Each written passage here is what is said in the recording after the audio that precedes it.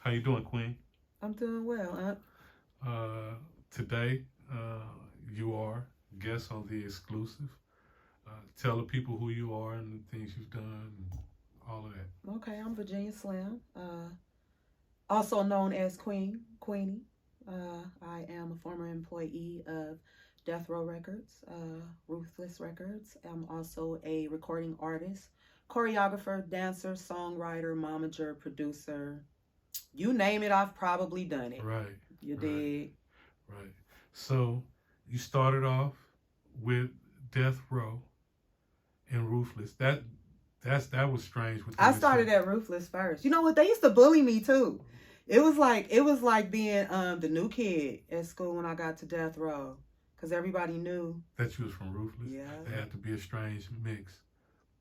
And I'm a woman. Mm-hmm. In a male-dominated genre. Right. It's still male-dominated. So what were when you left from Ruthless? That of course probably after Eric passed. Rest in peace, E. Mm-hmm. You went over there to Death Row. How did that take place? Who got you over there? The dancing got me there. Because it was just an audition. They had an open call audition, and I cracked the gig. Right. And we did some videos, and that's how I got to really know, like, Suge would come over, and he'd come check out the combinations and see what we were working on. They were checking on us. You know, he was talking to the choreographers. I wasn't their choreographer. I was just a hired dancer. So that got me in. What got me the job is Tupac and LT Hutton, honestly. Oh, wow. Tupac and LT. Mm-hmm. LT is the producer. Yeah, he produced All Eyes on Me. Right. Mm-hmm. He actually, because I knew him from, nobody knew that I was actually doing music, but I had seen LT around in studios, in other studios, before he was exclusively working with Death Row. Oh, is that right? Just being on the scene, yeah. So when he saw me at the rehearsals, it was one of those, oh, what you doing here type of vibes. And, you know, she good people. Right. She real good people, like she. So you say Tupac got you the gig, though, right? Yeah. There was a situation on tour. I don't know why back in the day, men were so misogynistic. If they had dancers, they pretty much felt like that those dancers belonged to them, and those dancers shouldn't sleep with nobody else on the tour. And that happened. And because I was the choreographer on tour, Suge felt like I should handle the girl that did it. Like, be more specific on handle. I need to check her. I need to put hands on her. It was a big meeting. It was a rack up. Right. My first rack up ever in life as a dancer. So you on tour with Death Row? Yeah, we was clowning. We was running through the streets of Louisiana. And so she slept with somebody on the tour, or yes. somebody. And it wasn't who hired her as. It wasn't It wasn't who hired her. Yeah. Okay. And they felt like since she crossed the lines that like I was the leader. You gotta check her. Yeah, gang world is really a trip. So somebody was in their feelings, basically. I mean, now that I'm an adult, I see it that way. But I didn't really know it back then. But yeah, in front of everybody too. It was like every artist, everybody on the road, even like Caution. Remember the group Caution? Yeah. Gonzo in there. I love Gonzo. Gonzo was cool. It was even like groups like that were openers out on the road. It was a lot of us out there. Snoop wasn't there. Snoop was fighting that case. Murder was the case. He couldn't travel at the time. But the Dog Pound was there. Yeah, and they called a rack up. And it wasn't just for me. It was a lot of other people. I mean, we was clowning. We was jumping on cabs and bullying people in the streets of Louisiana. And we was just being young and reckless. The show wasn't until tomorrow. We had a night off. Right. Right. So on your adventures at Death Row, I said the adventures, but you know what I'm saying. It was an adventure. That's why I don't know why they came out about, but yeah. It's exactly what it was. Did you ever do any recording there, or did you end up? What did you end up doing over there?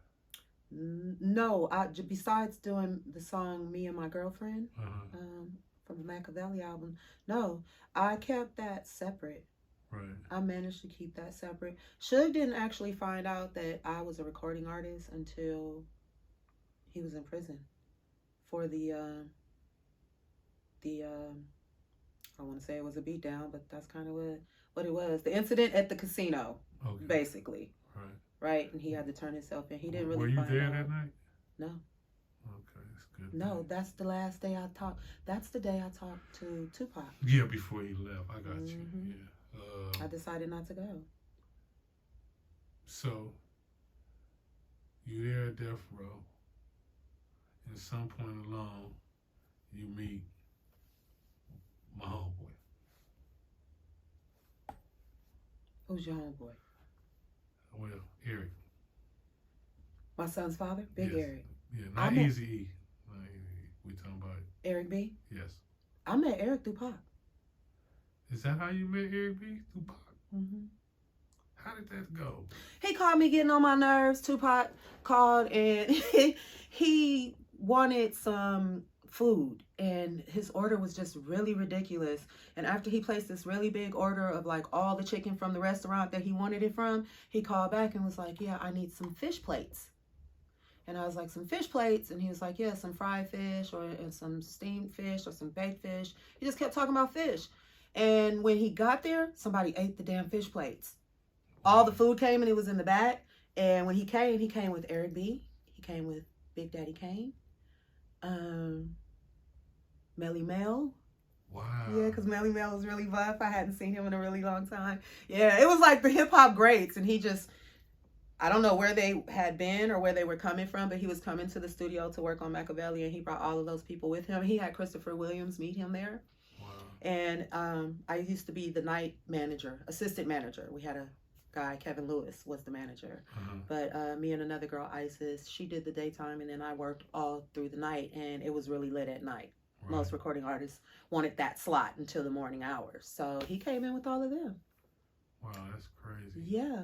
And Eric came to the front to ask me what happened to the fish plates. And it went from there? You smiling kind of hard right now. Because it was at that time I was very abrasive and I was like, what are you talking about? Like, I'm not the food monitor. Right. I was really slick talking and and then he went and got Pac and Pac came to the front and he was like, the fish plates missing. I really don't. To this day, I don't know what happened to the fish plates. Okay, guys? And crazy thing about that, you could just say straight up that E3 is here because of Pac. Yeah. Absolutely. Hell yeah. He, you know what? They didn't, because I was being groomed to become an artist with him. They didn't agree with me dating. That wasn't like I needed to be. I really wasn't dating a lot, but they were adamant on making sure that I stayed focused. And I had a lot of responsibility too, because it wasn't just Tupac and the Outlaws. It was Snoop and the Dog Pound and Lady of Rage. And I mean, the list go on. Everybody knows the artist at that time. Great.